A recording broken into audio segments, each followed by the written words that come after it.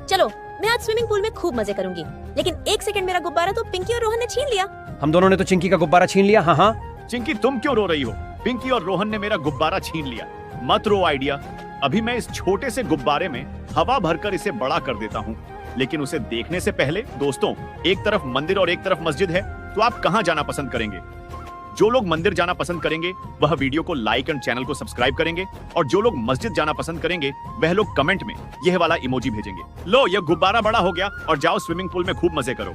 चलो, अब मैं चलती हूँ, स्विमिंग पूल में खूब मजे करूंगी।